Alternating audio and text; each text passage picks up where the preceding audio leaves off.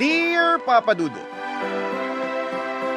naranasan niyo na bang humiling sa Diyos ng isang bagay na gustong-gusto ninyo, pero hindi pa tamang panahon para ipagkaloob niya? Ako kasi ay oo. Umabot din sa puntong nagmakaawa na ako sa Kanya na ibigay ang bagay na yon at nangako na kapag tinupad niya, ang kahilingan ko ay aalagaan at iingatan ko yon hanggang sa kamatayan ko. Hindi ako tumigil sa pagdarasal ng bagay na gusto ko dahil pag guminto ako, ibig sabihin na hindi na yon mahalaga sa akin. Bago ko ipagpatuloy ang kwento ko ay magpapakilala muna ako.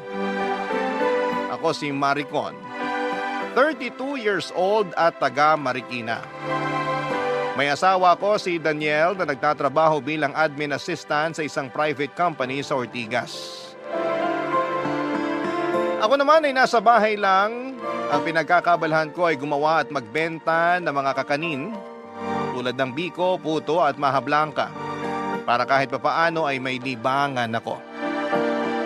Bukod doon ay naging fan na rin ako ng programa ninyong Barangay Love Stories, Papa Dudut. Dahil nalilibang ako sa pakikinig ng mga kwento ng mga kabarangay natin. Doon ko na nga naisipang magpadala ng sulat sa inyong email address at umaasa ako na maitampok ninyo ito, Papa Dudut. Magsisimula ang istorya ko noong 2021. Buwan ng Marso kung saan ay third wedding anniversary na namin ni Daniel. Pero kahit na ganoon na kami katagal na kasal ay hindi pa rin makabuo. Kaya wala pa rin kaming anak na masasabi naming amin. Meron kasi akong PCOS. At sinabi na sa akin ng OB ko na magiging challenging daw ang pagbubuntis ko. Hindi ko yon pinaniwalaan dahil marami naman akong kaibigan na nag-diagnose ng parehong sakit. Pero may mga anak naman sila.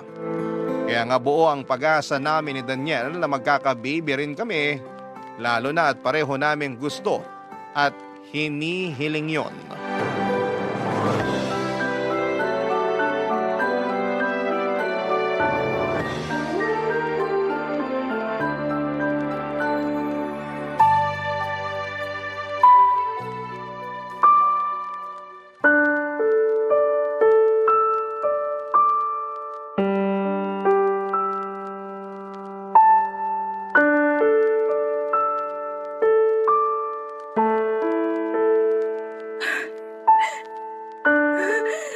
Negative na naman! Negative na naman! Han? Ano nangyayari, Han? Bakit ka umiiyak? Kasi negative na naman tong pregnancy test ko, Han. Akala ko meron na. Akala ko nakabuo na tayo pero wala pa rin pala. Nakakainis naman. Kumalma ka lang muna. Paano ako hihinahan kung hanggang ngayon di pa rin kita mabigyan ng anak, Daniel? Wala naman kaso sa akin yun eh. Anong walang kaso? So sinasabi mo na ayos lang sa'yo na wala tayong sariling anak? Gusto kong magkaanak tayo.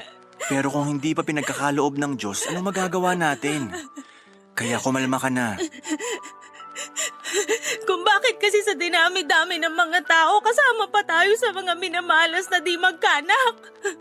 Tapos yung iba dyan na wala namang kakayahang buhayin yung mga anak nila, sila pa yung pinagkakalooban. Ano bang kasalanan natin? Wala tayong kasalanan. Pero di ko rin alam kung bakit hanggang ngayon, wala pa rin tayong baby. Alam ng Diyos na handa na tayo. Na gustong-gusto na natin, Han. Alam niya, pero parang di naman siya nakikinig. Hindi totoo yan. Nakikinig ang Diyos. Kung nakikinig siya, bakit di pa niya tayo binibigyan ng anak? Buti pa yung mga kapatid ko, dala-dalawa, tatlo-tatlo. Yung mga kapatid mo, meron pang ang 5. Tapos tayo kahit isa, wala pa rin. Ang unfair naman. Basta wag lang tayong tumigil sa pagdarasal na sana magka-baby din tayo, Han. Kulang pa ba yung mga dasal natin? Gusto ba ng Diyos pumunta tayo sa simbahan at manikluhod sa Kanya para lang marinig niya yung mga panalangin natin? Kasi kung oo, sobra naman siya sa atin. Kahit isa lang namang anak, Han. Kahit isa lang. Bakit di pa sa atin mabigay-bigay? Huwag ka nang umiyak, Han. Pati ako naiiyak na rin eh. Natatakot lang kasi ako. Natatakot saan? Na hindi ka mabigyan ng anak. Tapos iwanan mo ako. Saan naman ang galing yan? Sa akin lang.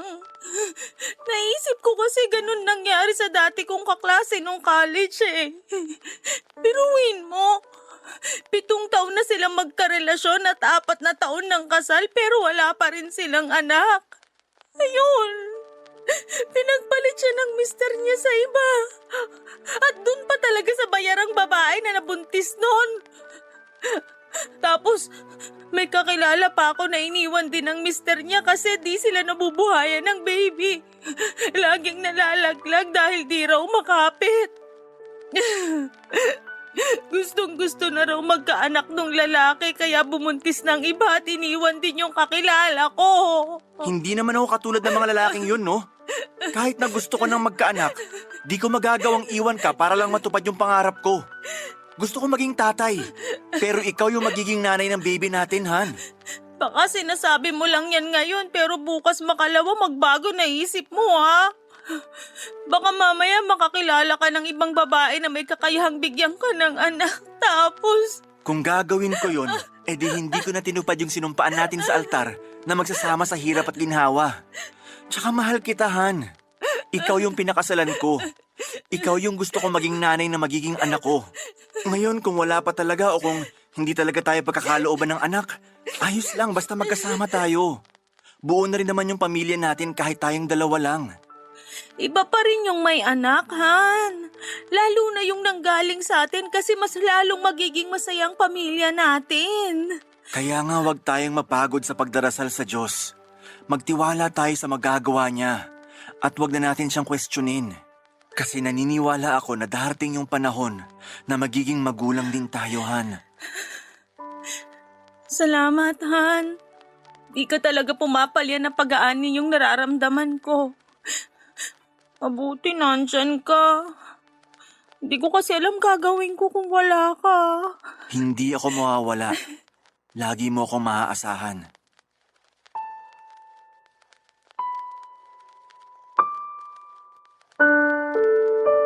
Papadudot mabuti na lamang dahil punong-puno ng pag-asa ang mister ko sa tuwing pinanghihinaan ako ng loob. Malaking bagay yon upang makaya kong harapin at tanggapin ang kakulangan ko bilang isang babae. Kaya naman na-appreciate ko talaga si Daniel ng mga panahon na yon. Doon ko rin na-realize na iba-iba pala ang epekto ng PCOS sa mga babae. Kaya gano'n na lamang ang frustrations at iyak ko nang hindi pa rin kami magkaanak ng mister ko. Pakiramdam ko ay wala akong kwentang babae. Sabi pa naman sa akin ng mama ko ay tungkulin ng isang babae na bigyan ng anak ang asawa niya. Kaya nga kami umabot sa 9 na magkakapatid pero masaya naman kahit mahirap ang buhay namin. Sa kabila ng lahat ay hanga ako sa mister ko dahil pinatunayan niya sa akin na mahal niya ako at ang pagsasama namin kahit wala pa kaming anak. Hindi niya pinaramdam sa akin na kulang ako at kapalit-palit. Kaya nga nandun pa rin ang pag-asa ko na balang araw ay mabubuo ang pamilya namin dahil mabibigyan ko na siya ng anak. Hindi rin naman ako tumigil sa pananalangin sa Panginoon na sana ay dinggin niya ang munting kahilingan ko. Nangako ako kung bibigyan niya kami ng anak ni Daniel ay mamahalin namin ito at aalagaan. Sisiguraduhin namin na maibibigay namin ang magandang buhay para sa anak namin sa abot ng aming makakaya. Pero mukhang may ibang plano yata ang Diyos para sa amin.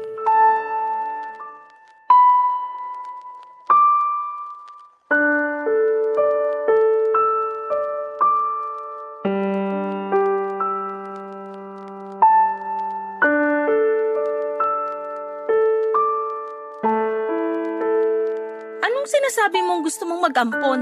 Naisip ko lang naman na pwede nating gawin yon. Sakaling di na talaga tayo magka-baby, Han. Kung ganon sinasabi mo na hinding-hindi na tayo magkakaanak? Yung sariling atin? Di naman sa ganon, pero Pero ano? Sabihin mo! ginawa na natin lahat. Nagdasal na tayo. Sinunod natin yung mga sinabi sa'yo ng doktor mo pero wala pa rin talaga. Ang akin lang, magpakatotoo na Eh tayo. di lumabas din ang totoo mong kulay. Ano bang sinasabi mo? Sabi mo, ayos lang kahit wala pa tayong anak kasi baka hindi pa to yung tamang panahon. Sabi mo, basta wag lang tayong tumigil sa pagdarasal kasi nakikinig naman ng Diyos pero ngayon gusto mo mag-ampon tayo? Wala namang masama sa naisip ko, di ba? Option yun ng ibang mag-asawa na hindi talaga makabuuhan. Pues, ayoko. Ayokong mag-ampon. Ayokong mag-alaga ng batang hindi naman ang galing sa akin. Akala ko ba gusto mo na magkaanak tayo? Gusto ko nga, pero ayoko nung hindi sa akin galing mismo. Ano bang pinagkaiba nun? Ituturing din naman nating anak yung batang aampunin natin. Basta pakiramdam ko na hindi ko pa rin anak yung bata kahit nasabihin mong ituturing natin siyang parang tunay na anak. Kaya ayoko mag-ampon tayo. Ewan ko sa'yo, Han. Ang unfair mo. At ako pa ngayon yung unfair? Ikaw tong di makapaghintay na magka-baby tayo. Yung totoong atin kasi nang galing sa atin. Naghintay naman ako At hanggang ngayon umaasa pa rin ako magkakaanak tayo. Pero di man lang pumasok sa isip mo na pwede tayong maging magulang sa ibang paraan? Hindi. At mas lalong hindi pumasok sa isip ko yung sinasabi mong pag-aampon. Ano ba kasing problema mo sa pag-aampon? Marami. Malay ba natin kung anong klaseng dugo ang nananalaytay sa mga ugat ng batang aampunin mo? Baka matigas ang ulo niya paglaki, suwail tapos hindi madisiplina. Tapos paano kung sagot-sagutin na lang tayo niyan pag nagkaisip? O di kaya lapas tangalan bilang mga magulang niya? Sige nga! Naisip mo man lang ba yung mga bagay na yon bago mo gustuhin mag-ampon? Hindi mangyayari yun kasi nga ituturing natin siyang parang tunay na anak. Mamahalin natin siya bilang mga magulang niya, Han. Hindi ganun kadali yon. Paano ko mamahalin yung batang hindi nga nanggaling sa akin? Ikaw lang naman yata ang may issue. Dinadamay mo lang yung inosenteng bata. Siguro kaya di pa rin tayo binibigyan ng anak kasi di ka pa talaga handang maging magulang. Anong sinabi mo? Ulitin mo nga yung sinabi mo? Narinig mo yung sinabi ko. Bahala ka na nga dyan. At saan ka pupunta? Daniel, kinakausap pa kita! Dun sa labas. Magpapahangin. Pakiramdam ko nasasakal ako rito sa bahay Hindi ako makahinga. Sinasabi mo ba na ako ang dahilan kung bakit ka nasasakal? Sino pa nga ba? Meron pa ba tayong ibang kasama? Tayong dalawa lang naman yung tao rito sa bahay. Ang sama mo!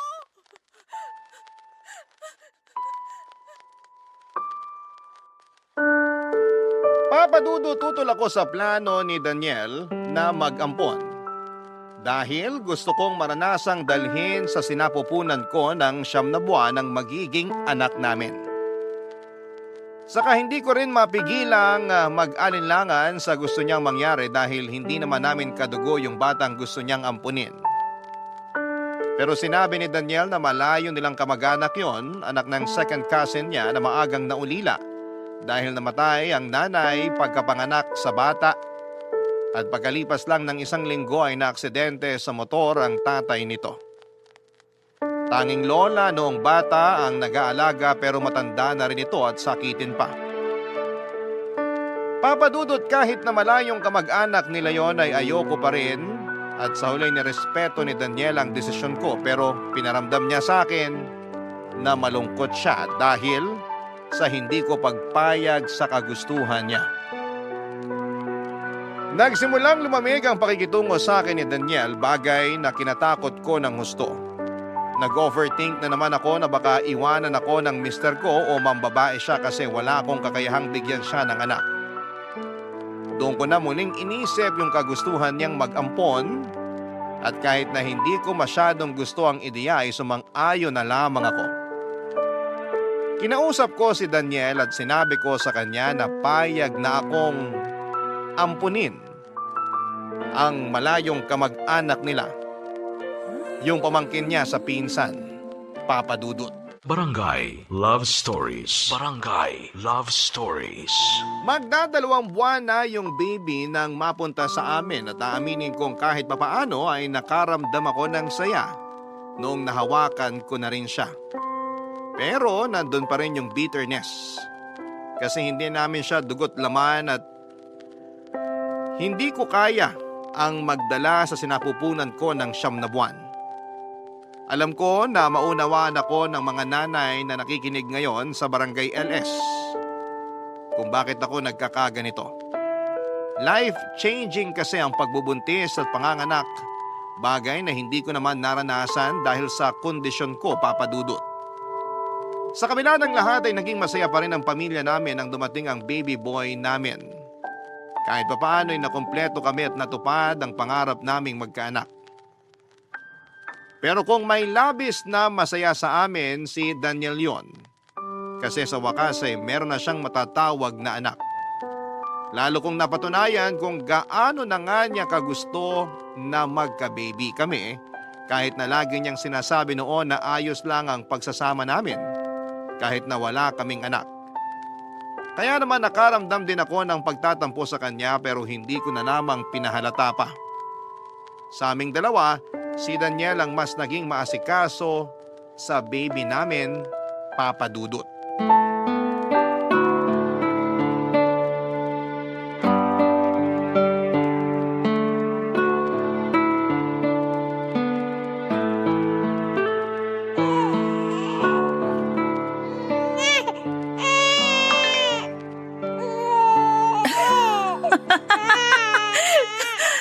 Dami talagang alam nitong BFF ko. Nakakatawa mga sinasabi eh. Han? Han, si baby umiiyak. Teka, reply ako nga muna. Excited na ako sa chika ng bruha. Han, si baby ka ako. Ano bang problema sa batang yan? Ano bang problema? Eh di mo ba naririnig na umiiyak si baby? Eh di ko narinig yung iyak Sana niya na. kasi alam ko tulog lang yan Nandito na si kanina. Papa. Ang sabihin mo, busy ka kasi kaka-cellphone. Ano bang problema mo sa pagsi-cellphone ko? Wala na ba akong karapatang mag-cellphone sa pamamahay na to? Meron. Pero sana unahin mong bantayan yung anak natin kaysa makipagchismisan dyan sa mga kaibigan mo. Daniel naman. Kanina pagsi-cellphone ko pinapakialaman mo. Ngayon pati pakikipag-usap ko sa mga kaibigan ko? Sumusobra ka na yata. Iyak kasi ng iyak si baby. Paano kung kabagin to? Sige nga. Puro ka na lang baby, baby, baby. Wala ka ng bukang bibig kundi ang batang yan. Nakaalibadbaran na ako. Natural! Anak natin to! Hindi ko anak yung batang yan. Ni hindi ko nga yung kaano-ano. Anong sabi mo? Bakit? Aawayin mo ko? Magagalit ka sa akin sa pagsasabi ko ng totoo? Hindi, pero... Ilalapag ko muna si baby. Tapos mag-usap tayo. Kung aawayin mo lang ako, mabuti pa wag mo na akong kausapin. Pagod na ako maghapon sa pag-aalaga dyan sa batang yan. Hindi kita aawayin. Kakausapin lang kita. Alam mo, sobra ka nung sinabi mo na dapat kong unahin yung pag-aalaga sa batang yon. Eh buong maghapon ko na nga yung inaalagaan eh. Hindi ko lang narinig na umiyak kung ano-ano na yung sinasabi mo sa akin. I'm sorry, Han. Hindi ko sinasadya. Doon ko lang na-realize na mali nga yung mga sinabi ko sa'yo. Mali talaga. Akala mo kasi wala akong ginagawa sa bahay na to bukod sa pag-aalaga dyan sa batang yan. Baka nakakalimutan mong kulang pa yung maghapon kakalinis at kakaluto para lang may makain tayo. Minsan nga di pa ako nakakapaligo kasi panaiyak niyang ampon mo. Pwede bang wag mo siyang tawaging ampon? Anong gusto mong itawag ko sa kanya, anak? Hindi nga kami magkaano-ano. Kahit na! Inampon natin siya para ituring na anak. Kaya anak ang itawag mo sa kanya. Bakit mo umiiyak? Wala naman akong ginagawa sa'yo ah. Wala. Pero masakit yung sinabi mo. Sorry, okay? Nabigla lang ako. Hindi ko naman sinasadya. Diyan ka magaling. Sa pagsusorry tapos uulitin mo na naman. Hindi mo ba naisip na nag-a-adjust pa lang ako sa pagdating ng batang yan? Tapos gusto mo na agad tanggapin ko siya bilang anak ko. Akala ko kasi ayos lang sa'yo. Kasi pumayag kang ampunin natin siya. Pumayag nga ako. Pero di ibig sabihin pipilitin mo na akong maging nanay niyang batang yan. Eh ano pa palang silbi nun? Kung hindi mo kikilalaning anak yung bata. Kaya nga bigyan mo ako ng time. Huwag mo akong madaliin. Saka di ko naman pinababayaan yung bata eh. Inaalagaan ko siya. Inaasikaso. Kaya ano pa bang problema mo doon? Sorry, Han. Alam ko namang ginagawa mong lahat para sa anak natin. Pati ako inaasikaso mo. Sorry kasi hinusgahan kita at pinilit. Hindi na mauulit. Hindi na talaga kasi malapit na akong magtampo sa'yo. Iniisip ko tuloy na mas mahal mo yung ampon mo kaysa sa akin na asawa mo. Papa Dudut, mahal ko naman yung baby namin pero hindi buong buo. Dahil para sa akin ay hindi ko pa rin siya tunay na anak. At ang hirap lang tanggapin ng bagay na yon, kaya nga pinakiusapan ko si Daniel na bigyan ako ng panahon para makapag-adjust. Kapag pumapasok siya sa trabaho ay ginagampanan ko pa rin naman ang tungkulin ko sa bata bilang nanay. Pero aaminin kong hindi ako gaanong ka-dedicated na gawin yon sa kanya. Hindi ko kasi siya masyadong gusto at mas madalas akong makakita ng mga bagay na kinaiinisan ko sa kanya kesa kinatutuwaan. Mas naging madalas nga na irritable ako sa baby namin at maging kay Daniel. Kaya lagi na rin kami nag-aaway ng mister ko. Pero sa huli, sinusuyo niya pa rin ako, Papa Dudut, at pinagpapasensyahan.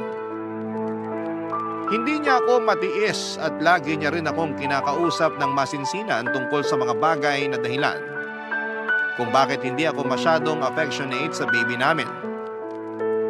Pero hindi pa rin nagbago ang pakikitungo ko sa bata kahit nag-isang taon na siya sa amin. Isang beses ay iritang-irita na naman ako sa kanya. Pero yun na pala ang simula ng malaking pagbabago sa buhay at pamilya namin ni Daniel, Papa Dudut.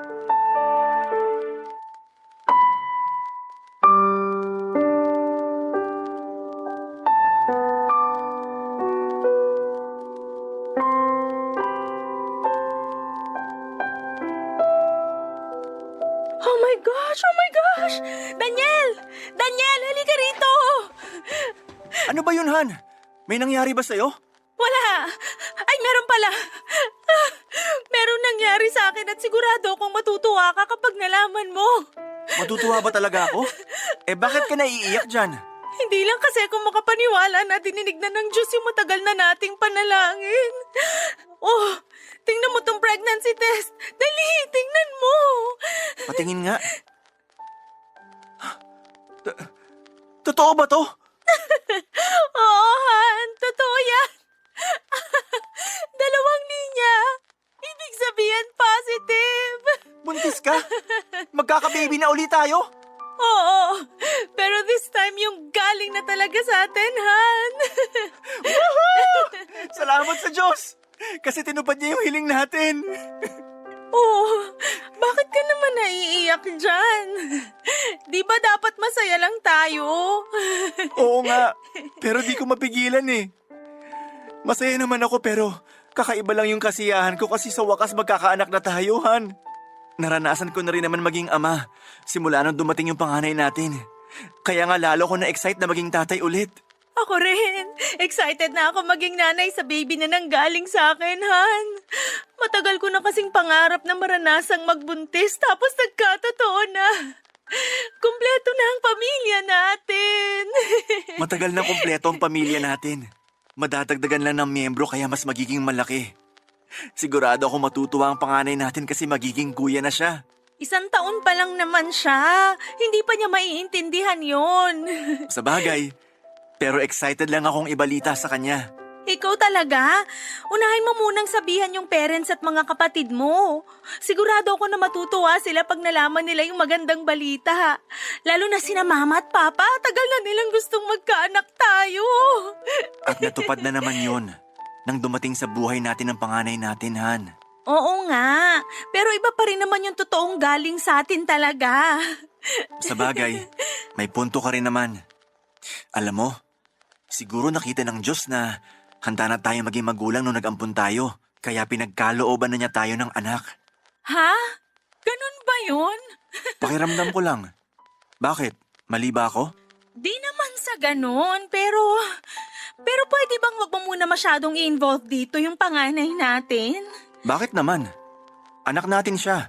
Alam ko naman yun, pero gusto ko lang yung tayo-tayo lang muna.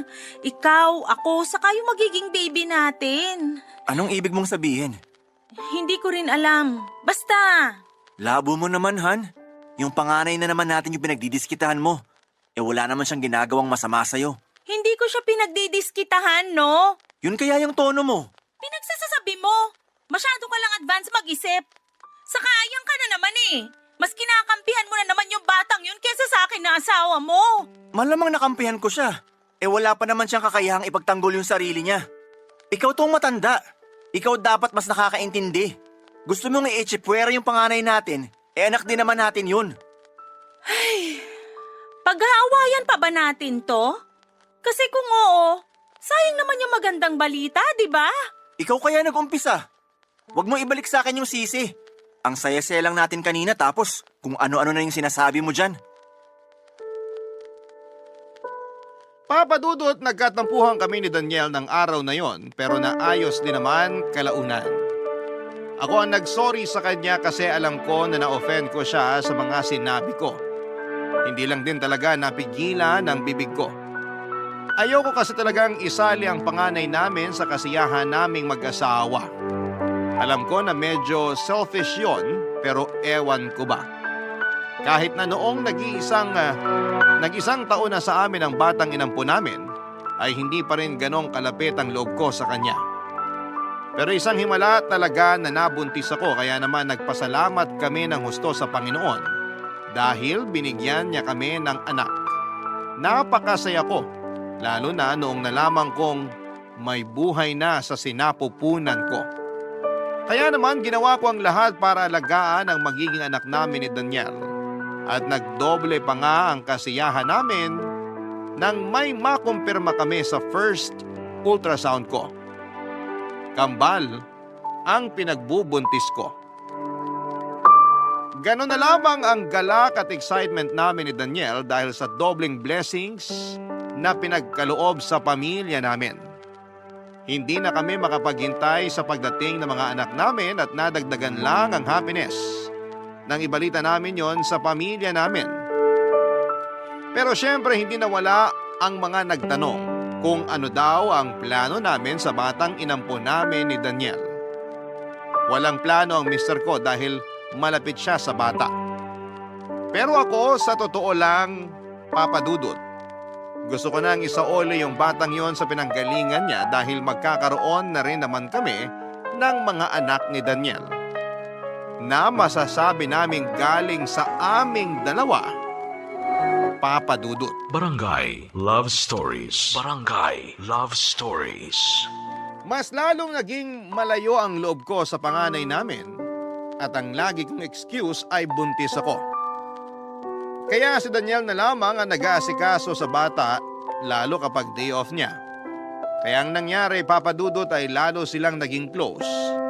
Bagay na kinaiinisan ko kasi hindi naman namin anak ang ampong yon. Nagtanim ako ng galit sa bata hanggang sa dumating ang araw na isinilang ko na ang kambal namin. Bumalik ang labis na saya sa pamilya namin at napasabi ako sa Diyos na wala na akong mahihiling pa. Pero kasabay noon ang pagbabalik din ng matinding kagustuhan ko na mawala na sa landas namin yung ampo namin dahil nga may mga anak na kami ni Daniel. Naisip ko na kahit na anong gawin ko ay hindi ko talaga siya magugustuhan. At hindi ko rin siya ituturing na parang tunay na anak. Hindi ko siya mamahalin katulad ng pagmamahal ko sa mga anak ko, Papa Dudut.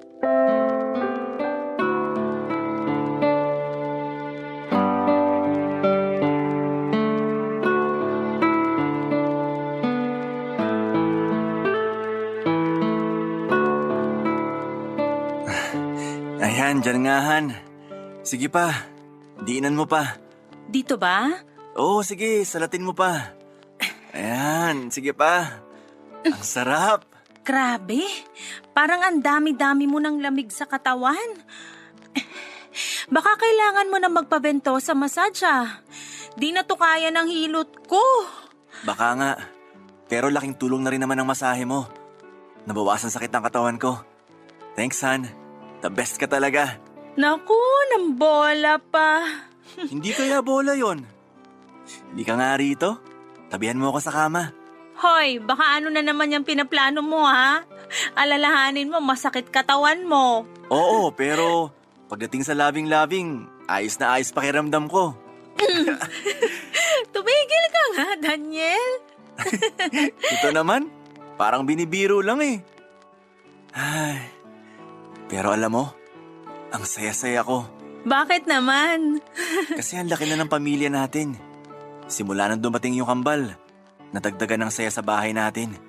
Pero syempre, nadagdagan din yung ingay, lalo na pagsabay silang umiyak. Oo nga eh. Wala na akong mahihiling pa kasi kumpleto na tayo. Matagal na tayong kompleto simula nung dumating yung panganay natin, Han. Siya ang bumuo sa pamilya natin. Siya ang nagturo sa atin kung paano maging magulang. Napapansin ko, paborito mo talaga yung batang yon, no? Ha? Siyempre, anak natin yon. Hindi natin anak yon. Ano bang pinagsasabi mo? Huwag mong sabihin na magsisimula ka na naman ng away. Wala akong sinisimulang away dito. Sinasabi ko lang yung napapansin ko. Lagi mo na lang bukang bibig yung batang yun eh. Puro na lang siya. Eh paano naman yung mga anak natin? Pansin ko, bihira mo na lang kargahin yung kambal. Paano ko kakargahin? Madalas naman tulog lang sila. Kahit na. Paggising sila, saglit mo lang pansinin kasi madalas mong kalaro yung ampon mo. Hindi siya ampon. Anak natin siya. Hindi mo ako mapipilit at tratuhing anak yung batang yun kasi pag bali-baliktarin mo man ang mundo, ampon pa rin siya. Alam mo, may gusto sana akong sabihin sa'yo eh. Medyo matagal-tagal ko na rin tong iniisip. Ano yun? May mga anak na tayo, di ba? Yung totoong galing sa atin, kaya bakit di mo na lang ibalik yung ampon mo sa pinanggalingan niya? Ano bang sinasabi mo, Maricon? Hindi naman natin siya kailangan kasi may mga anak na tayo. Ayoko rin sa batang yun. Naiinis lang ako pag nakikita ko pagmamukha niya. Kaya pwede ba, ibalik mo na yun sa pamilya niya? Siraulo ka ba? Siraulo na kung siraulo pero ayoko sabi sa batang yan. Ikaw lang naman may gusto dyan eh. Siguro anak mo sa ibang babae yan, no? Anak ng... Sige, subukan mo akong saktan. Ipapabarangay kita. Ano ba kasing nangyayari sa'yo? Bakit ganyan yung naiisip mo? Iniisip ko lang naman yung pamilya natin.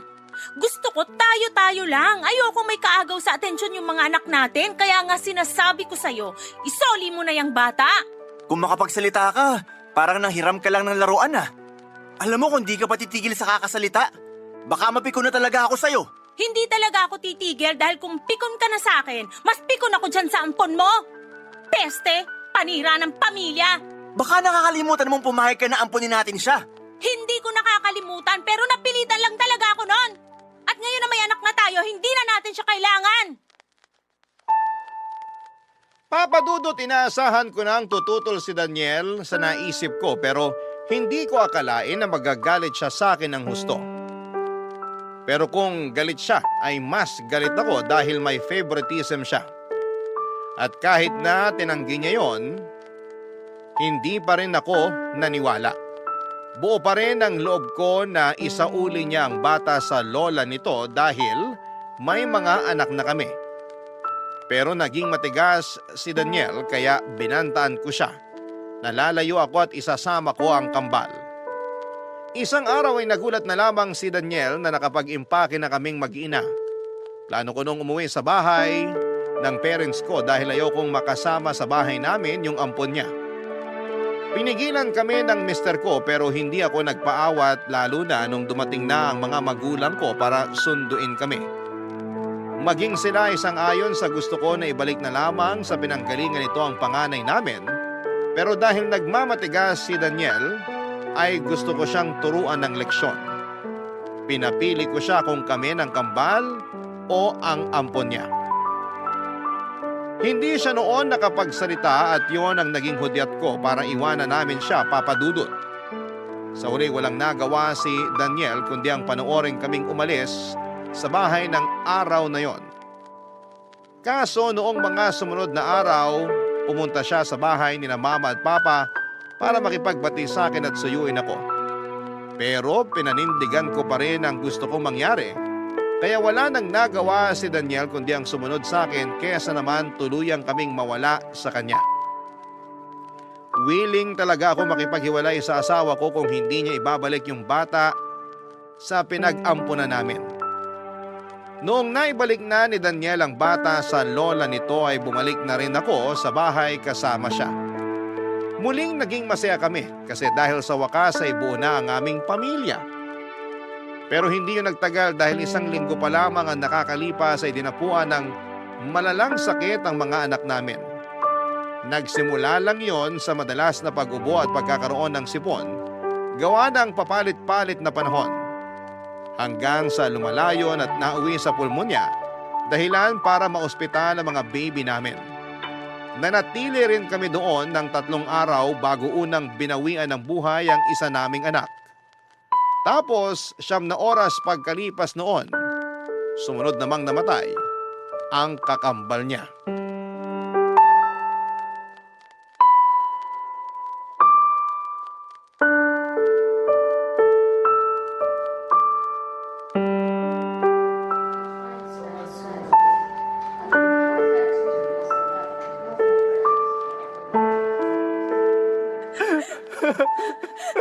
Mga anak! Gumising kayo! Daniel, luminahon ka lang. Paano ko hihinahon? Nawala na sa atin yung isa nating anak. Tapos sumunod naman yung kambal niya. Wala na. Wala na tayong mga anak. Pero kahit magsisigaw ka pa dyan, hindi na sila mababalik sa atin. Anong gusto mong gawin ko? Umalak ka kasi namatayin tayo ng mga anak. Siyempre hindi. Para ka naman tanga eh. Ako pa yung tanga. Ako ba may kasalanan kung bakit maagang binawi sa atin yung mga anak natin? Sinasabi mo bang kasalanan ko? Sino pa nga ba? Ikaw yung lagi nilang kasama. Siraulo ka pala eh. Sige, pampasin mo ako. Sige, lakasan mo pa. Kapal na mukha mong sisihin ako. Sino sisisihin ko? Yung kapitbahay? Yung mga magulang mo? Eh, ikaw yung nanay. Kaya nawala sa atin yung mga anak natin. Kasi pinabayaan mo. Alam ng Diyos na hindi ko pinabayaan yung mga anak natin. Kaya wala kang karapatan na isisi sa akin yung mga nangyari. Ikaw nga itong madalas wala kahit araw ng day off mo. Mas gusto mong pumasok sa trabaho. Hindi mo nga ako matulungan sa pag-aasikaso sa mga bata tapos ako pa sisisihin mo. Hindi ko lang matanggap. Nawala sila sa atin ng ganun kabilis. Marami pa tayong pangarap para sa kanila eh. Pero bakit ganun? Bakit ganun? Hindi ko rin alam. Ewan ko. Alam mo kung anong naiisip ko? Na baka binawi sa atin yung mga anak natin. Kasi nakita ng Diyos na hindi tayo karapat-dapat maging magulang. Ano bang pinagsasasabi mo? Paano di tayo karapat-dapat ang tagal-tagal na nating gustong magkaanak? Oo nga! Kaya niya tayo binigyan ng anak nung nag-ampun tayo. Pero anong ginawa mo? Hindi mo minahal yung bata. Kaya nung pinagkalooban niya tayo ng mga anak, binawi rin niya agad sa atin. Kasalanan mo talaga to kasi may favoritism ka. Ikaw rin naman may favoritism ka. Mas mahal mo pa yung ampun mo kaysa sa mga anak natin. Kaya masisisi mo ba ako kung bakit natakot ako na pag lumaki yung mga anak natin sila pang mamalimos ng atensyon at pagmamahal sa tatay nila? Hindi mangyayari yun kasi pare-pareho ko silang mahal.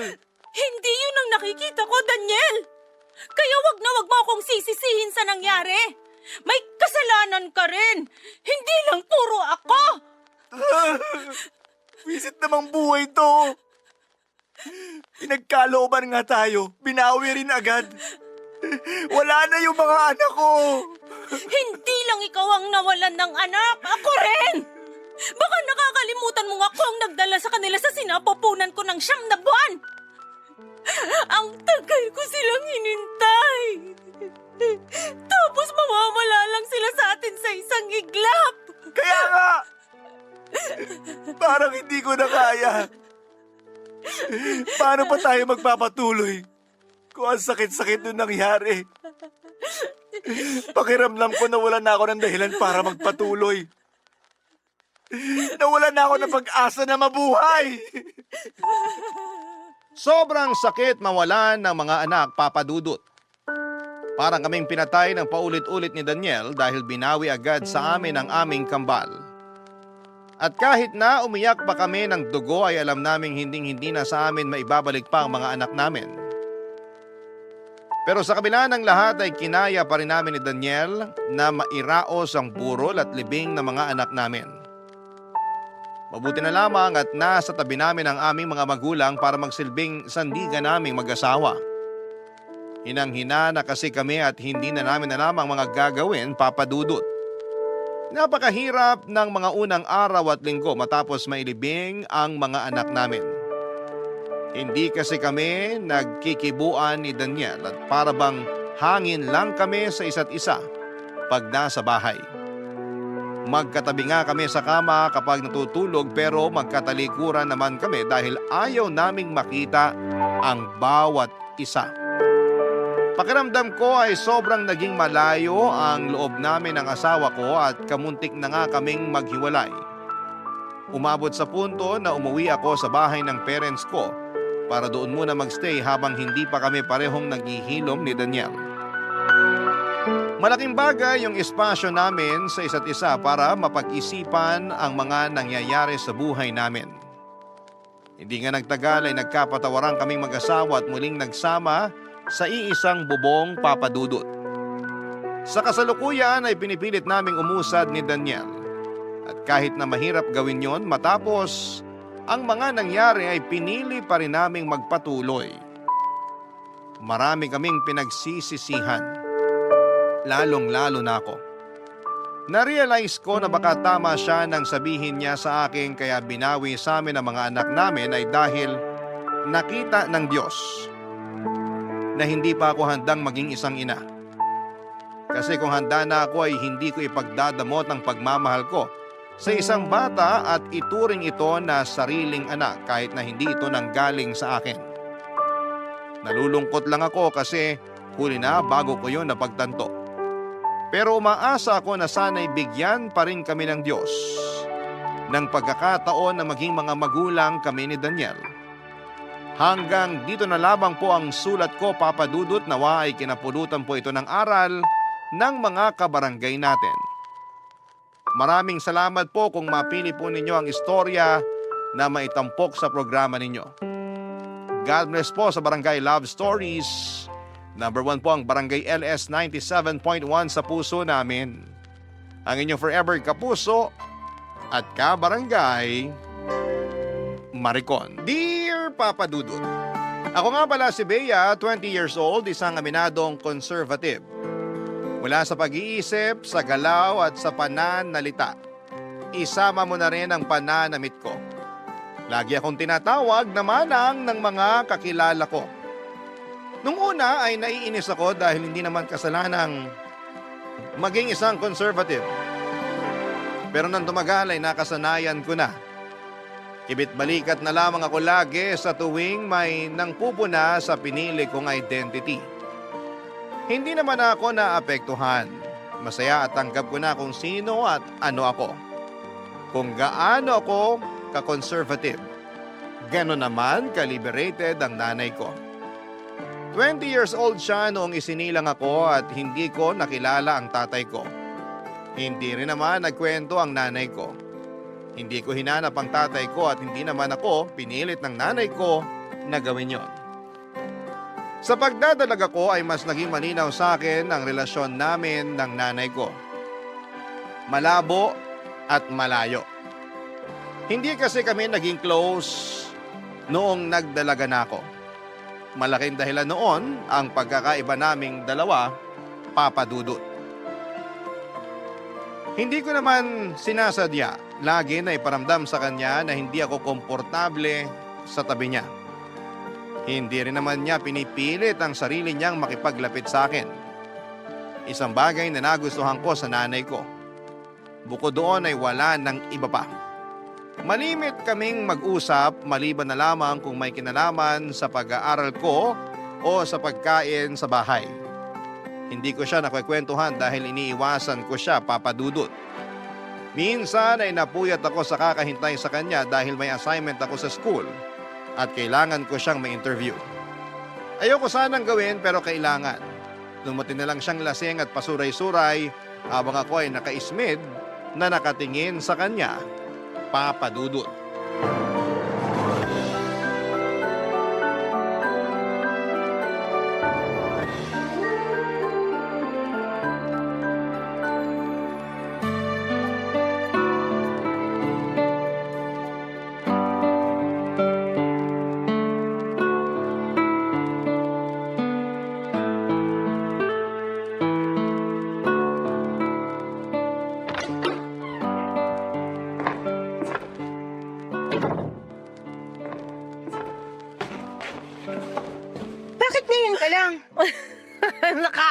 Nagulat ka naman. Ako nga ito nagulat sa'yo eh. Mag-uumaga na pero ngayon ka palang umuwi. Uwi ba yan ng matinong nanay? Inumagal na uwi, hindi na agad matino. Amoy alak ka pa. Kaya nga naman mga amoy sampagita ako pag nasa beer house. Hindi nakakatuwa, Nay. Ikaw naman, masyado kang seryoso. Ang alanganin kasi ng oras ng uwi niyo. Pinag-alala niyo ako eh. Ang sweet naman ng anak ko. Nag-aalala ka talaga? Nag-aalala ako sa sasabihin ng ibang tao. Lagi na lang kayong topic ng mga marites eh. Ano bang pakialam ko sa kanila? Kahit ulamin ko pa yung bote ng beer, wala dapat silang pakialam. Yan. Yang ganyang mindset mo. Yan, Nay. Kaya ka pinag-iinitan ng mga tao eh. Kahit umapoy pa sila, wala akong pakialam. Kailan ka pa kaya magkakaroon ng pakialam? Sa'yo, may pakialam ako sa'yo kasi anak kita. Kung may pakialam ka sa akin, sana umakto kayo ng tama. Wala naman kasing mali sa ginagawa ko eh. Masama ba na mag-enjoy sa piling ng alak? Single naman ako. Pero may anak kayo. At hindi naman kita pinababayaan. Alam mo yan. Pero akong napapahiya sa mga tao dahil sa mga kagagawan niyo eh. Bakit ako mahihiya? Krimen ba ang uminom ng alak? Dapat ka na bang ikulong kapag nagpapakasaya ka? Hindi ko na kayo makontrol, Nay. Hindi mo naman ako dapat kinokontrol. Dapat, sinusuportahan mo ko. Parang ginagawa ko sa'yo. Suportado ko ang pagiging manang mo. Hindi ako manang ah. Aba, narinig mo na ba mga sinasabi ng mga kapitbahay natin sa'yo? Mas manang ka pa raw kaysa sa mga lola ng lola nila. Wala akong pakialam sa sinasabi nila. Hindi ako susunugin sa impyerno dahil lang sa pagiging manang ko. Eh, di parehas lang pala tayo. Wala talaga akong pakialam sa sasabihin nila. Apir nga tayo dyan, nanak. One time lang. Pwede bang maligo muna kayo para mawala yung kalasingan nyo? Ipaapir-apir pa kayo nalalaman dyan eh. Opo, nanay. Maliligo na po. Pasensya na po. At magkape kayo para bumaba ng amats nyo. Alam mo na mga alak lang at orange juice ang trip kong inumin. Nay! Apo, masusunod. Mahal na mana. Mahal na Reyna. Hindi na po ako natutuwa. Bakit ba ang init ng ulo mo sa lasinggerang nanay mo? May assignment kasi ako sa klase at kailangan kitang may interview para doon. Pero dahil sa kalagayan mo ngayon, mukhang imposible kong magawa. Interview lang ba? Sus! Ay, ako yan. Ilabas mo ang mic at ayusin mo ang sofa para kunwari nasa talk show tayo. Ikaw si Boy Abunda at ako ang guest mo. Ay, teka. Ikaw si Bea. Bea Bunda! Ang witty ko ron kahit lasing ako, ha? Ewan ko sa inyo. Tulog na nga lang kayo. Maghahanap na lang ako ng ibang nanay na makakausap ko ng matino. Nagmarcha na ako palayo sa nanay ko at pumunta na sa kwarto ko, Papa Dudut. Pinagbagsakan ko siya ng pintuan para mahalata niyang hindi ako natuwa sa inaasta niya. Kaya lang alam ko hindi yun effective. Kilala ko ang nanay ko, hindi ito balat sibuyas na katulad ko. Kahit anong sabihin mo sa kanya, ipapasok lang sa isang tenga at mabilis lang ding lalabas sa kabila. Siguro'y na-immune na siya sa mga sinasabi ng ibang tao sa kanya mula sa umpisa. May mga alam naman ako sa nangyari sa nanay ko noon bago niya ako isinilang. Nakwento lang ito ng mga kamag-anak namin, Papa Dudut. May dahilan sa pagiging liberated ni nanay. Sa side ng family niya, natanggap na yon. Pero ako na lang siguro ang hindi pa. Kahit magkasama kami sa isang bahay, hindi ko magawang masanay sa ugali niya. Nagmana si nanay sa pagiging liberated sa tatay niya, ang aking lolo. Palibasa, nagtrabaho sa Amerika ang lolo ko noong kabataan niya at naimpluwensyahan niya si nanay. Kabaliktaran naman si lola. Kay lola ko marahil nakuha ang pagiging conservative ko o yung pang-aasar sa akin na isa raw akong manang. Nung nabubuhay pa ang lola ko, siya madalas ang nag-aalaga sa akin. Dahil si nanay ay ini-enjoy ang pagiging malaya niya at liberated. Inalagaan din naman ako ni nanay pero mas naging close ako kay lola. Dahil kaparehas ko siya, sa kanya ko nakuha ang values na pinangahawakan ko pa rin hanggang sa ngayon. Kaya naman sa tuwing nakikita ako ni nanay ay lagi niyang naaalala ang lola ko. Sa tuwing nakikita ko naman si nanay, naaalala ko sa kanya si lolo. Ewan kong balanse itong matatawag.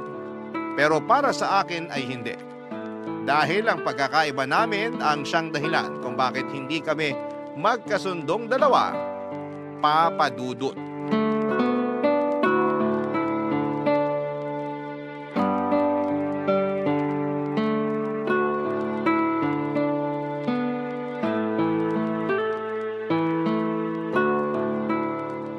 Saan ka pupunta? Imimit ko lang po yung best friend ko, birthday niya. Makiki-birthday ka sa best friend mo sa ganyang damit? Seryoso ka ba? Ano problema sa pananamit ko? Lahat! Disente ang suot ko. Di ka lang sanay sa ganitong pananamit. Hindi lang ako sanay makakita ng baduy manamit. Magpalit ka nga! Magkakasurais ako sa damit mo eh. Ayoko, magandang suot ko. Anong maganda? Tumingin ka na ba sa salamin? Lahat ng salamin dito sa bahay tiningnan ko na. Walang pangit sa suot ko. Anong salamin yung tinignan mo? Yung basag? Ay nako, ang lakas mangpuna ng damit samantalang kayo. Kita na ang kaluluwa? Paulit-ulit mo nang sinasabi yan. Tanggap ko naman. Natural ang kaluluwa ko at walang halong kemikal. Kaya okay lang.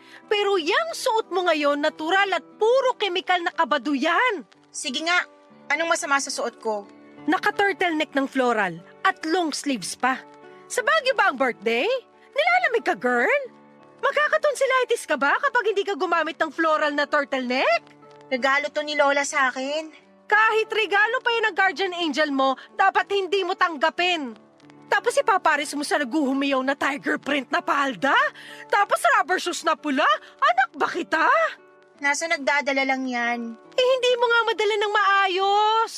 Naaawa ako sa mga makakakita sa'yo sa totoo lang. Magpalit ka. Huwag mo akong bigyan ng kahihiyan. Hindi ako magpapalit. Maganda nga tong suot ko para walang makasilip. Walang magkakaroon ng interes na silipang ka. Magpalit ka. Halika, tutulungan kita. Ayoko nga. Plano mo ba maging mascot sa birthday ng kaibigan mo? Kasi kung oo, edi congratulations! Ang lakas mo manlait, Nay. Samantalang ikaw ang iksi ng mga suot mo. Parang lagi mong pinapasilip ang rayuma at varicose veins mo. Uy, wala akong varicose veins. Rayuma, Nagsisimula pa lang. Huwag mong pakialaman ang ugat at tuhod ko, ha? Ang dapat mong pakialaman ay kung paano ka tamang mag-mix and match ng suot. naka-mix and match na to. Nakamix lang pero hindi match. Utang na loob, magpalit ka! Ano na lang sasabihin ng ibang tao sa akin? Pinalaki kitang walang fashion sense? Hindi kayong kakayanin. Iiyak ako! Ewan ko sa inyo. Babalik ako bago dumilim. Bea, please! Try mo namang umuwi ng lagpas alas 7 ng gabi. Kahit umuwi ka pagkatapos ng 24 oras, matutuwa na ako. Ibigay mo na to sa akin. Magpagabi ka sa daan. Gusto kong ma-enjoy mo ang kabataan mo. Ini-enjoy ko ang kabataan ko sa paraang gusto ko. Paano mo malalaman na yan ang gusto mo hindi mo pa nga natatry yung sinasabi ko? Sa nakikita ko po sa inyo, wag na lang. Ayoko nang matry. Bea! Aalis na po ako. Nandito na ako bago gumabi.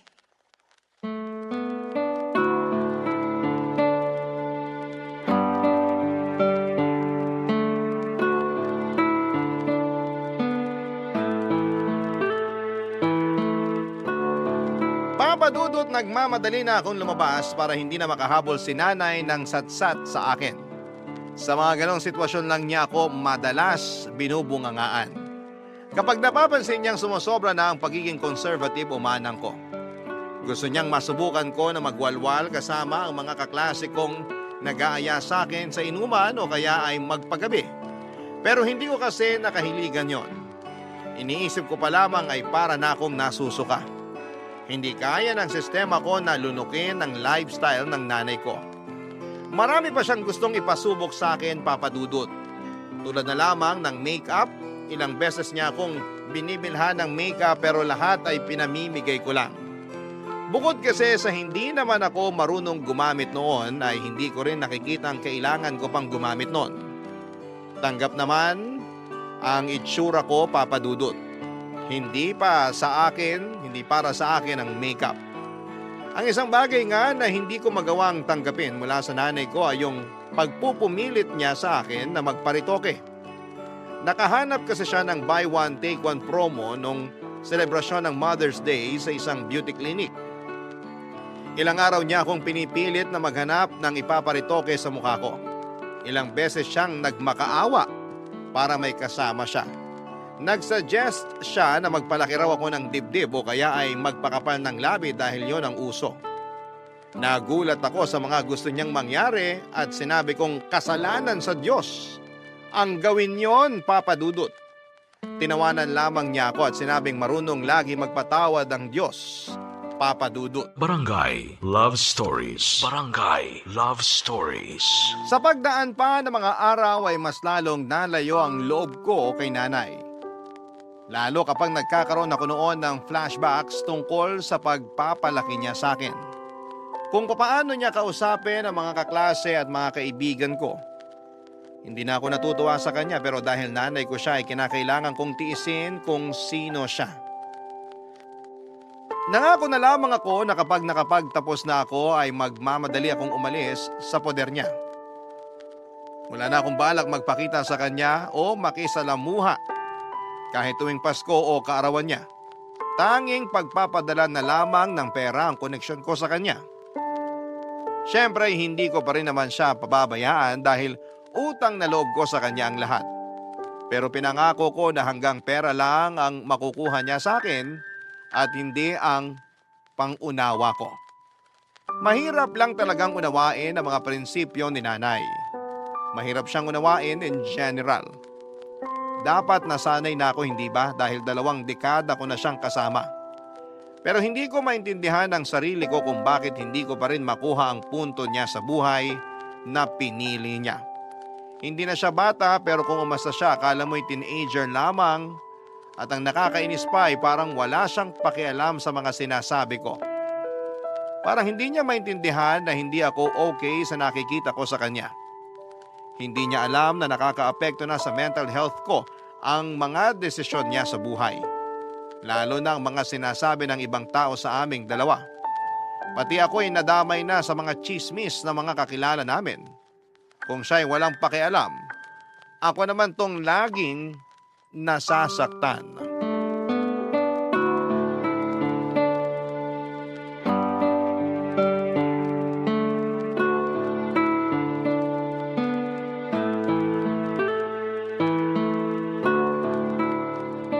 Nay!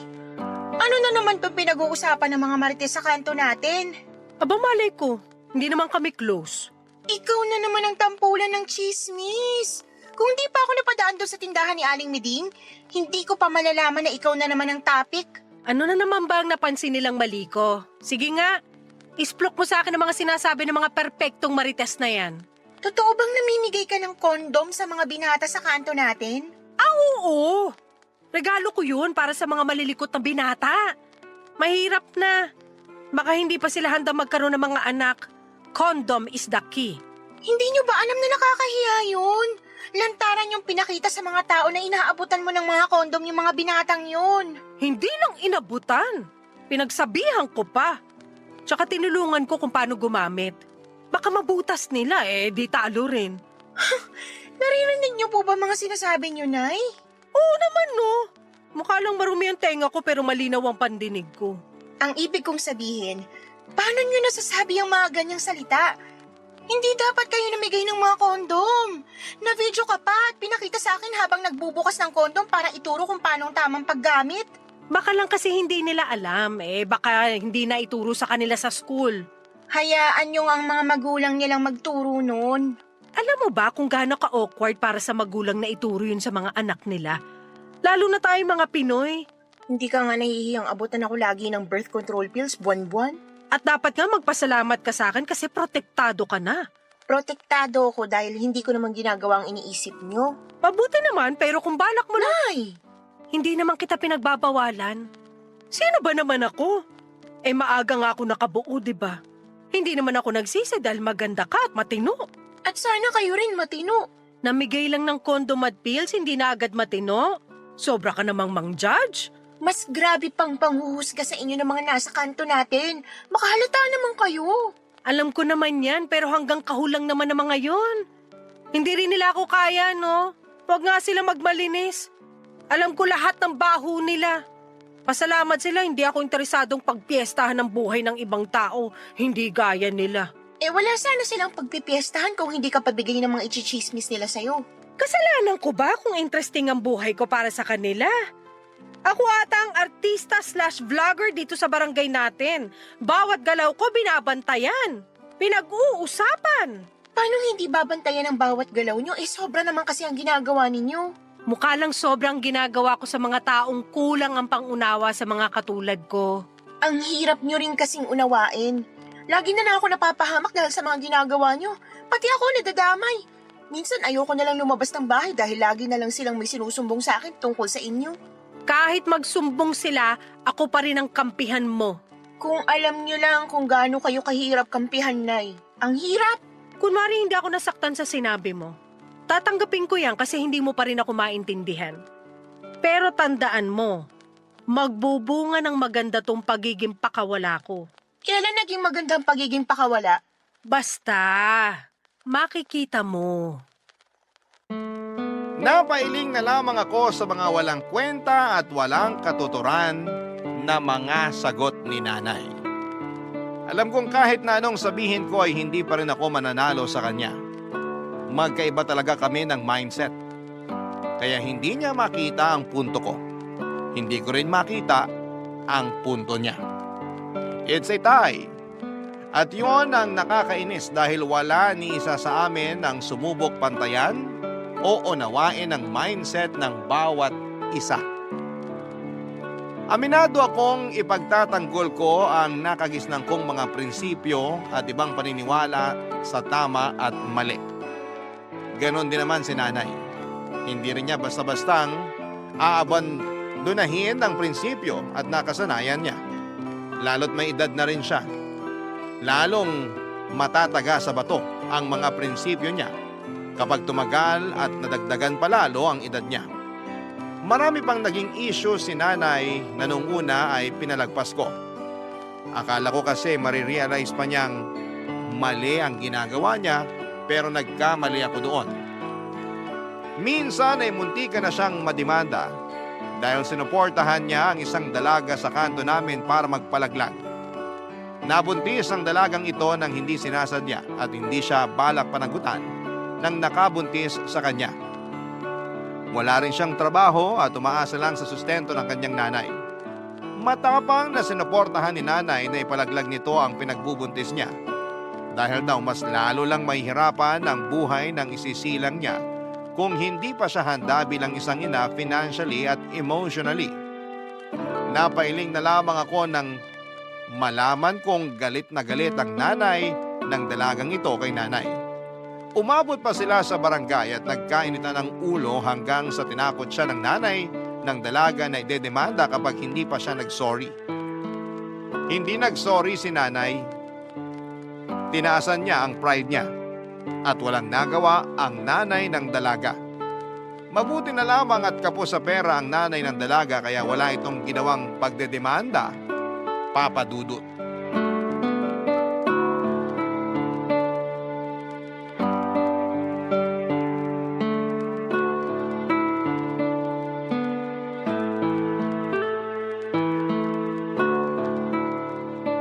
Nay, Ano yon? dadalawang boyfriend ko si Lucio rito. Anong oras ka aalis? Hindi na ako aalis. Di ba sinabi niyo na may lakad kayo ngayon? Sinabi mo kasi nadadalaw ang boyfriend mo eh. Gusto kong makilala syempre. Sa Facebook ko lang siya nakikita kapag nagpo-post ka. Gusto kong makaharap siya ng personal para makita ko kung gaano siya talaga kakinis. Nay! Oh, huwag mo sabihing mamasamain mo pa yung comment ko na makinis siya ha. Sobra naman na ata pagiging conservative mo niyan. Ayoko lang na nagko-comment ka ng ganyan sa boyfriend ko. Nakakaasiwa. Ang banal mo naman masyado. May kumakatok. Baka si Lucio na yan. Teka, bagay ba ang lipstick ko sa spaghetti strap na suot ko? Hindi. Ayos, bagay nga. Pagbuksan mo na. Lucio, napaaga naman yung dating mo.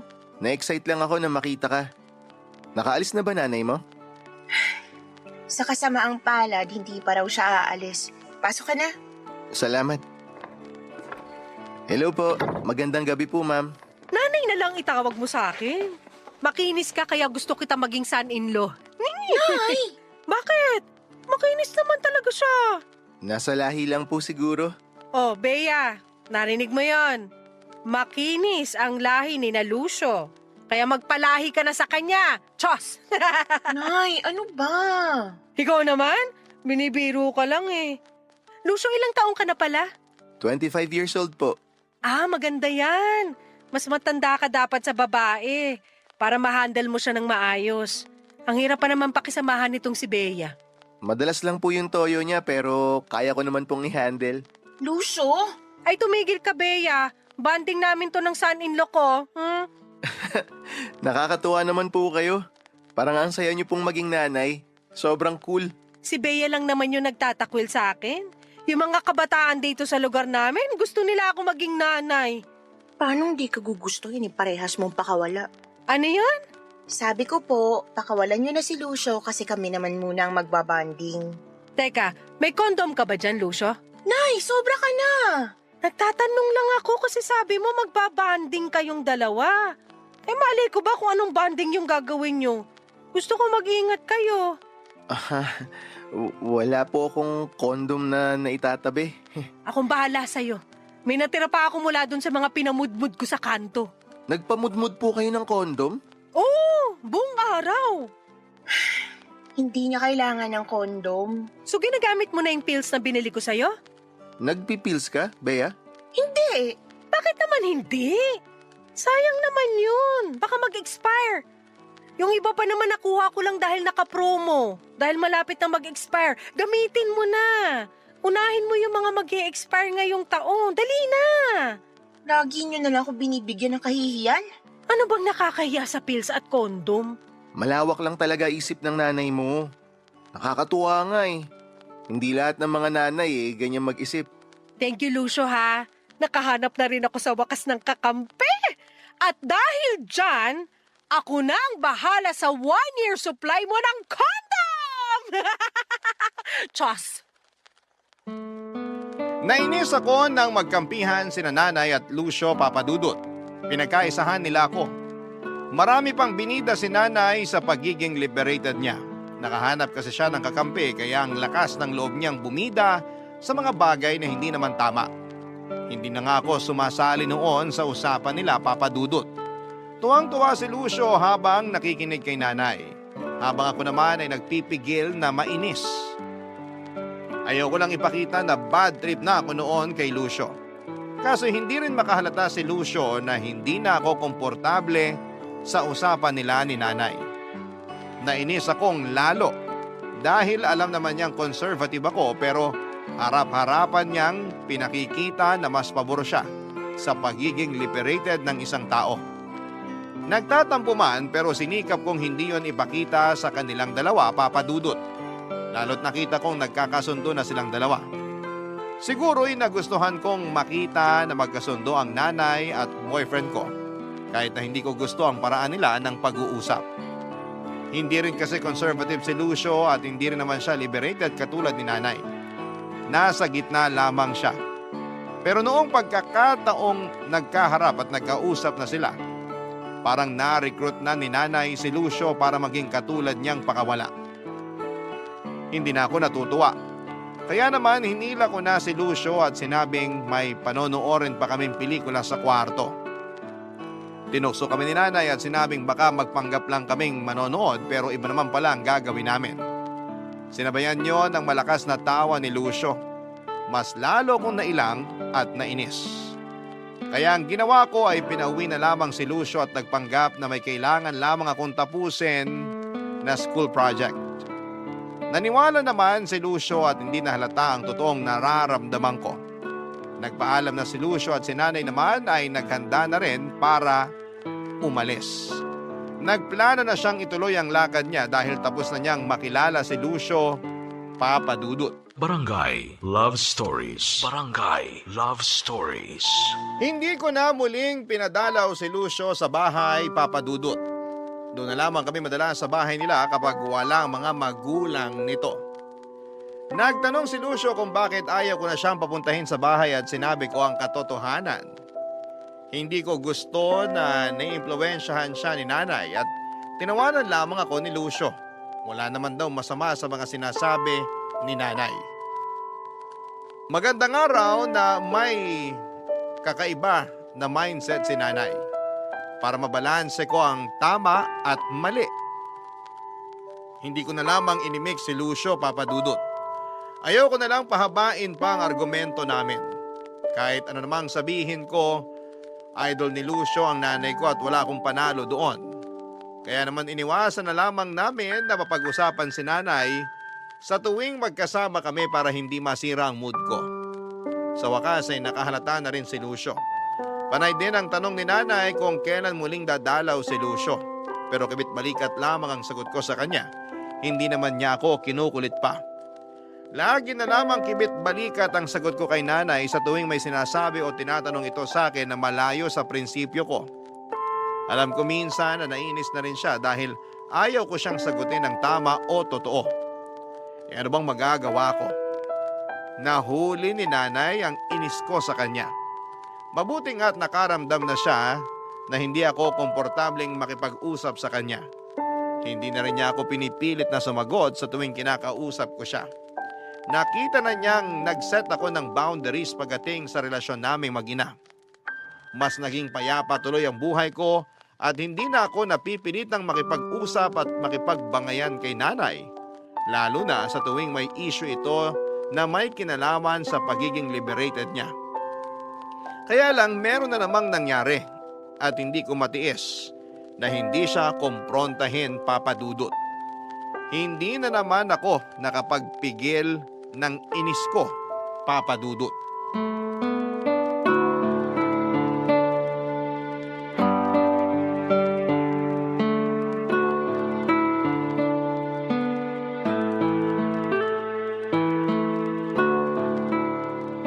Nay, mag-usap nga tayo. Himala! Gusto mo na ulit akong kausapin.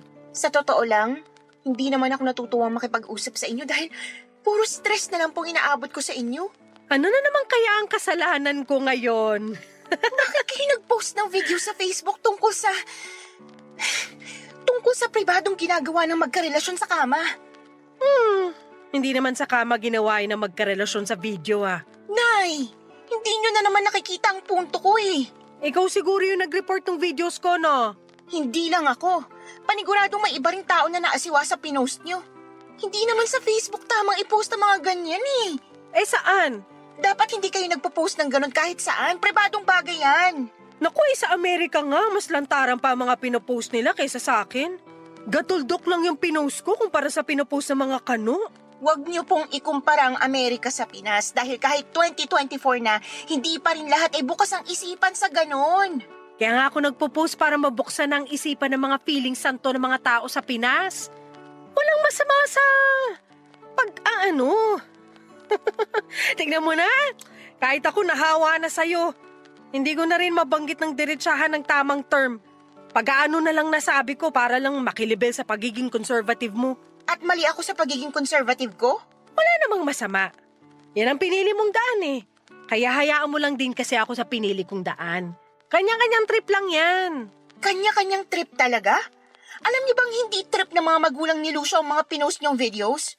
Paano nila ako nakita eh, hindi ko naman sila friends sa Facebook. Kasi tinag mo si Lucio sa mga video na yon. Malamang makikita nila.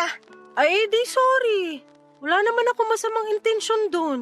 Mali ang intensyon niyo. Pati sa akin nag-iba na ang tingin ng magulang ni Lucio. Grabe naman silang manghusga. Bagay sila na tumira rito sa barangay natin. Marami sila makakaparehas. Baka naman pwedeng kahit minsan seryosohin niyo itong mga sinasabi ko sa inyo. Sineryoso ko naman. Ayoko lang palakihin at ayoko lang mas lalong stressin ka. Paano ayaw niyo ma-stress ako yung mga sagot niyo nakakaputok ng ugat sa sentido? Sige na, buburahin ko na yung videos para hindi na pumutok ang ugat mo. Sana kasi hindi niyo na lang pinost eh. Ano magagawa ko na-post ko na? Sorry na lang para sa mga hindi malawak ang pag-unawa. Kahit sinong malawak ang pag-unawang iharap sa inyo, mahihila nyo para kumitid ang utak. Sigurado ako. Hindi kita pinalaki para manghusga, ha? Nakakasakit ka. At ako ba hindi nasasaktan sa mga epekto ng ginagawa niyo? Apektado lahat sa akin dahil sa mga hindi niyo pinag-iisipang desisyon. Pinag-isipan ko lahat ng ginawa ko. Nagkataon lang na maling mga tao ang nakakita kaya hindi nila na-appreciate ang intensyon ko. Intensyon yung manginis. At nakita nila yon. Kaya yun ang naging reaksyon nila eh. Sana masaya na kayo na nakapangbuwisit kayo ng araw ng mga tao. Sila lang ang nambubwisit ng araw nila. Kung kaya lang nilang buksan ang isipan nila, maiintindihan nilang walang masama sa mga ginagawa ko. Ilan na kami nagsasabi na hindi tama ang mga ginagawa niyo. Wala na kayong tama, Nay. Wala. Ang ipanganak at buhayin ka. Hindi ba tama yon? Hindi ako nakaimik sa sinabi ni Nanay Papa Dudut. Hindi ko na rin binalak na sagutin yon. Alam kong nasaktan ko siya sa walang preno kong bibig, pero ganon talaga kapag napuno ka na. Tinalikuran niya ako at hindi na hinintay pang sumagot ako. Alam naman niyang wala rin akong panlaban sa huli kong sinabi sa kanya. Nagkulong siya sa kanyang kwarto at malakas na nagpatugtog ng rock music. Pero sa kabila ng ingay ng musikang pinapakinggan niya, dinig ko pa rin ang pag-iyak niya. Nasaktan ko si Nanay at aminado akong nasaktan ako nang makita siyang ganon. Yun ang unang beses na nagpakita siya ng ganon sa akin, Papa Dudut. Hindi ko yon napaghandaan. Nasanay kasi akong lagi siyang matapang at balahura kong sumagot. Mahal ko si Nanay pero maraming beses na sinagad nito ang pasensya ko. Nag-impake ako at tinawagan si Lucio. Nakiusap ako na pansamantala ay titira muna ako sa kanila. Alanganin noong umpisa si Lucio pero noong umiyak na ako ay pumayag na siya. Pansamantala lang naman ang pagtira ko kina Lucio. Nagpapanamig lamang ako sa mga nangyari sa pagitan namin ni Nanay. Babalik din naman ako sa bahay namin at hindi ko pa kasi kayang harapin noon dahil alam kong magkakailangan pa kami.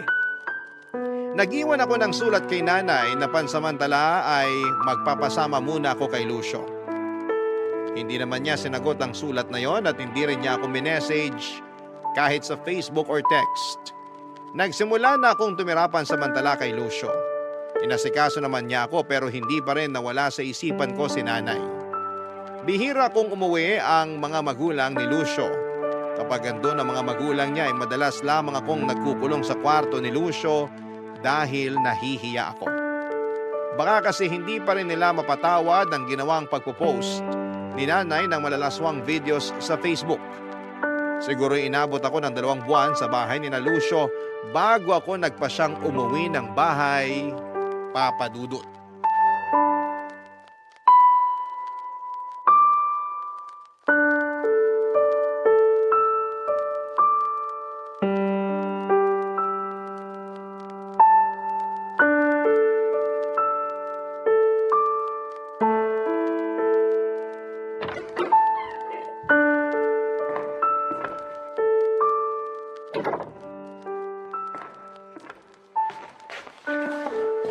Nay, Uuwi ka pa pala. Kala ko hindi na. kailangan ko nang umuwi. Siguro naman ayos ka na. Hindi ka nagalit sa pagiging pakawala ko? Uy, may nasabi na naman ba ako? May mali ba? Ano yun? Huwag kang umiyak. Alam mo namang mahina ang nanay mo sa mga luha mo eh. Buntis po ako, Nay. Talaga? May mga naisip ka na bang kunin na ninang? Huwag kang kukuha rito sa barangay natin, ha? Nako, walang mapapalang apo ko tuwing Pasko sa kanila. Nay, narinig niyo po bang sinabi ko? Oo, buntis ka. Congratulations! May intindihan mo na ako sa wakas. May kaibigan akong Obigaini. Doon ka na magpa-check ka para may discount tayo. Nay, buntis ako! Buntis! Ay hala, paulit-ulit? Irerekomenda ko ba sa'yo na magpa-check up sa Obigaini kung kabag lang yang nangyayari sa'yo? Hindi niyo kasi siniseryoso eh. Ano bang hindi siniseryoso? Ang dami ko na nga plano sa apo ko. Sa private school siya mag-aaral. Babawi ako sa kanya kasi hindi kita napag-aral sa private school. Sana ang apo ko. Hindi pa ako ready. 20 years old pa lang ako. 20 years old din naman ako nung nabuntis sa'yo. Hindi rin ako ready nun. Pero nung nakita na kita, walang araw na hindi ko piniling hindi maging ready. Paano ako magiging ready? Ayaw akong panagutan ni Lucio. Aba, demonyong bata pala yun ah. Makinis lang pero napakasama. Ibigay mo sa akin ang address niya para maratrat ko. Ayaw din kasi ng magulang niya sa akin eh. Eh di ayaw din natin sa kanila. Hindi natin sila bate. Tayong tatlo ng apo ko ang magkakakampi. Hayaan natin sila. Sabi ni Lucio baka raw hindi sa kanya tong dinadala ko. Hindi ba? Sa kanya po. Ano ba namang tanong yan? Nagtanong lang ako. Huwag ka magalit. Paano hindi ako magagalit? Lalaking walang ama tong pinagbubuntis ko. Matutulad ako sa inyo. Wala namang masama na tumulad ka sa nangyari sa akin. Maayos naman kitang pinalaki. Matalino ka. Alam mo ang ginagawa mo sa buhay. Madalas nga, mas nanay ka pa kaysa sa akin eh. Kaya mo yan, anak. Maniwala ka sa sarili mo. Hindi ko to kaya ng walang amang anak ko. Nakaya ko naman. Masaya naman ako. Makakayanan mo rin yan. Paano nyo nasabi? Aminado naman ako nung simula na natakot ako. Naisip ko pa nga ipalaglag ka eh. Kaso na naginip ako. Nanganak daw ako at kalong-kalong na kita sa panaginip ko. At yun daw ang pinakamasayang pangyayari sa buhay ko. Dreams do come true nga. Kasi totoong ikaw ang pinakamasayang nangyari sa buhay ko. Kahit lagi mo kong inaaway. Sabi ng magulang ni Lucio, hindi raw talaga si Lucio ang tatay ng pinagbubuntis ko. Kasi katulad katulad mo raw ako. Pakawala. Huwag ka nang umiyak. Wala talaga tayong kontrol sa sasabihin at iisipin ng ibang tao. Pero may kontrol tayo sa buhay natin. Hayaan mo sila sa mga iniisip at sinasabi nila. Tanggapin mo na lang kahit nakakasakit. Tapos layuan mo na sila. Kasi alam mong hindi sila makakabuti sa'yo. Pero paano po itong pinagbubuntis ko? May experience naman ako sa pagiging single mom. Bea, kaya natin to. Magtiwala ka lang sa pakawala mong nanay. Kaya natin to. Nagdagdag pa ng biro si nanay pero hindi na niya naituloy dahil niyakap ko siyang bigla. Doon na kami parehong naiyak. Yun ang unang beses na niyakap ko siya at naramdaman ko ang takot niya. Alam kong natakot din siya sa nangyari sa akin pero dahil mahina ako at kailangan ko ng kakampi, kaya siya ang tumindig para sa akin. Siya ang naging pader ko na sinandalan kahit alam kong gusto na rin niyang magiba dahil sa takot sa pwedeng maging future ko at ng anak ko. Sa unang pagkakataon ay nagkasundo kami ni nanay. Masarap pala sa pakiramdam na maging kakampi mo ang nanay mo. Sana dati ko pa yung nakita. Pero may kailangan lang palang ituro sa akin ng Diyos para magbalik ako sa piling ng nanay ko. Ang nanay ko na sa una ay iniisip kong pakawala. Pero sadyang malaya at gising lang ang kanyang kaisipan. Kaya hindi siya magawang unawain ng ibang tao dahil nagtutulog-tulugan pa rin sila. Tulad ko. Minsan din akong nagtulog-tulugan pero ngayon ay mulat na at gising na. Sa ngayon, papadudot ay unti-unti nang napapansin ang tiyan ko. Nakikita na kami ng mga kapitbahay sa tuwing lumalabas kami ni nanay para magpa-check up o bumili ng mga kailangan para sa magiging anak ko. Alam naming pinag-uusapan kami ng mga marites sa daan. Pero mas lalo lang kaming nawala ng pakialam. Totoong hindi namin kontrolado ang iniisip at sinasabi nila pero kontrolado naming huwag magpaapekto sa mga laman ng utak nila. Mas pinili naming ireserba ang enerhiya namin para sa mga mas magandang bagay. At yon ay ang pagdating ng panibagong blessing at aral sa buhay namin ni nanay. Ang magiging anak ko. Maraming salamat po sa pagbasa ng aking liham, Papa Dudut. Naway mapakinggan ko po ito sa Spotify dahil doon namin madalas pinakikinggan ni Nanay ang mga episodes ninyo. Muli maraming salamat po sa inyo. Ang inyong kapuso at kabarangay forever, Bea.